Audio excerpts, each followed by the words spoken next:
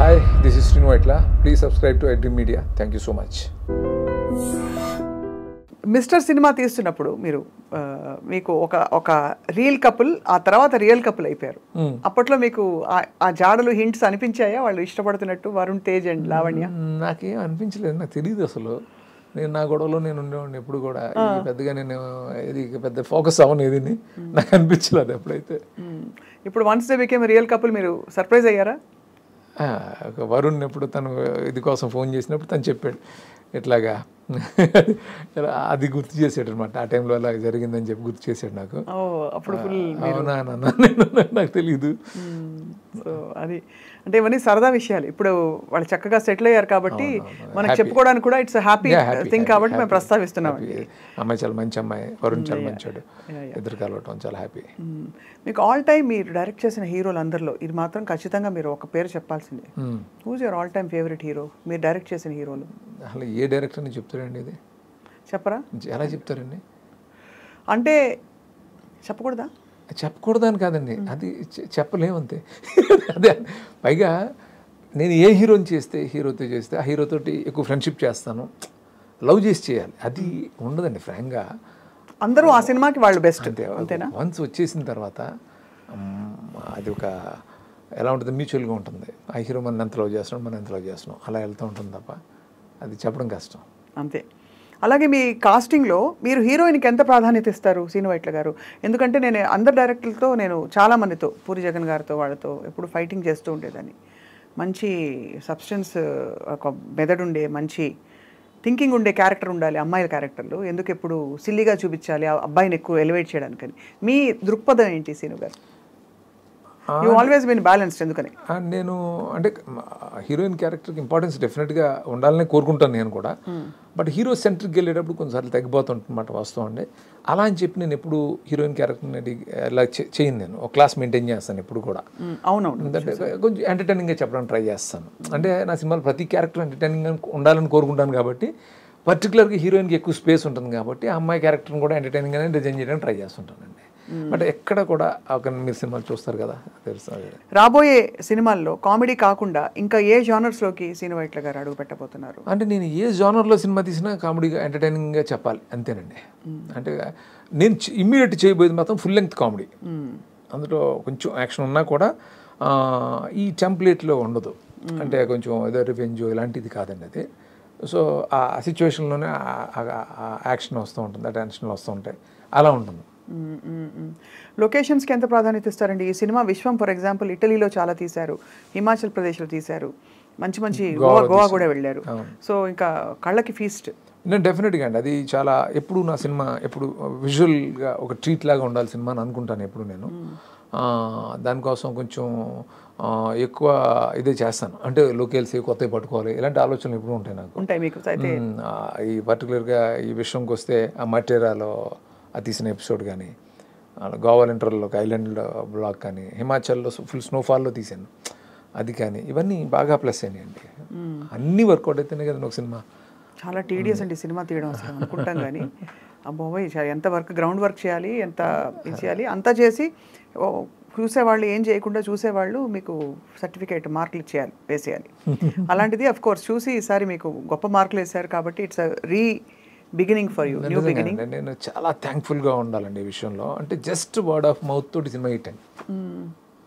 చాలా అడ్వర్స్ సిచ్యువేషన్స్లో ఈ సినిమా వర్డ్ ఆఫ్ మౌత్ తోటి ఆడిందండి సినిమా.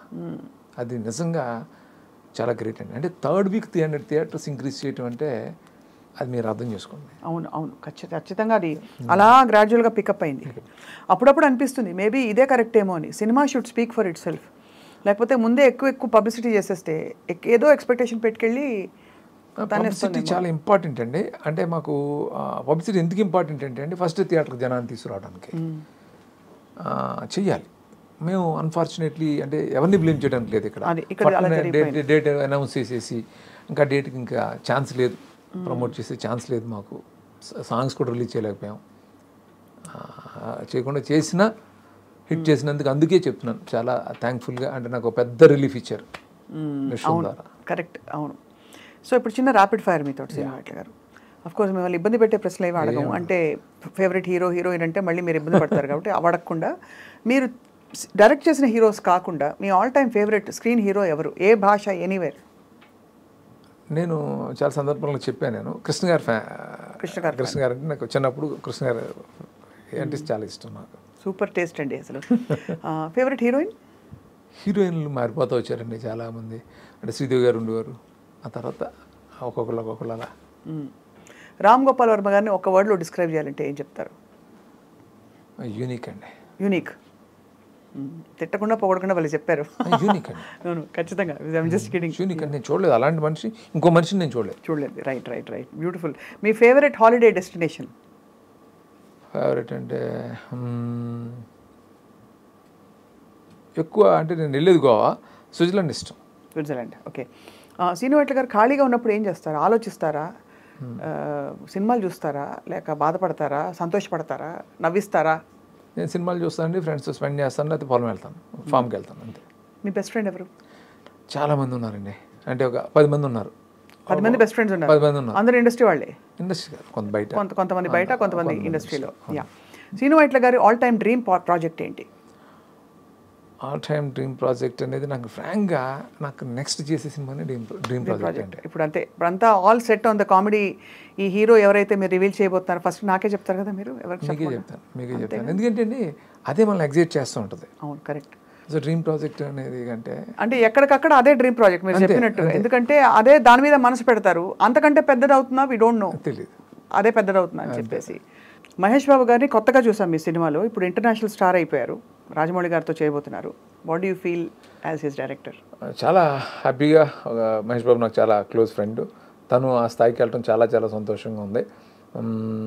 అంటే మళ్ళీ మనకు దొరుకుతాడా దొరకడా అని దిగులుగా కూడా ఉంది. అయ్యో, అవునవునవును ఉంటుంది. అదే అండి. అలాగే మీరు చిరంజీవి గారితో చేశారు, రామ్ చరణ్ గారితో రాబోయే రోజుల్లో?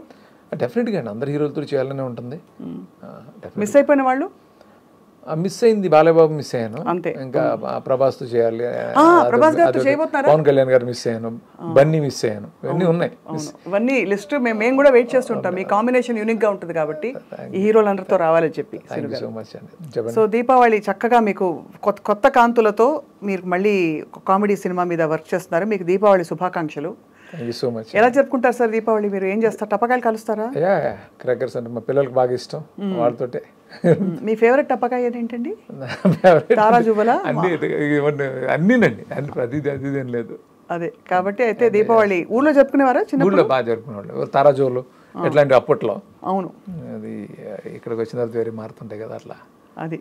సో అయితే మీకు మీ కుటుంబ సభ్యులందరికీ దీపావళి శుభాకాంక్షలు. అలాగే మీ నోట మై డ్రీమ్ ప్రేక్షకులకు కూడా. అందరికీ నమస్కారం అండి. ఐ డ్రీమ్ ప్రేక్షకులందరికీ కూడా దీపావళి శుభాకాంక్షలు. సో సీను గారు, we look forward to meeting you again. Thank you. మళ్ళీ మనం కలిసి బోల్డ్ విషయాలు మాట్లాడుకోవాలి. Thank you so much. ఇవాళ మా ప్రశ్నల్ని భరించినందుకు మీకు ధన్యవాదాలు. మీరు మంచి ప్రశ్నలు అడిగారు. Thank you so much. And అలాగే మా పర్ఫార్మెన్స్ మీకు నచ్చుంటే మీరు తెలుసు కదా ఏం చేయాలో, మాకు ఓట్ చేయండి తప్పకుండా. Thank you so much. నమస్తే. Thank you.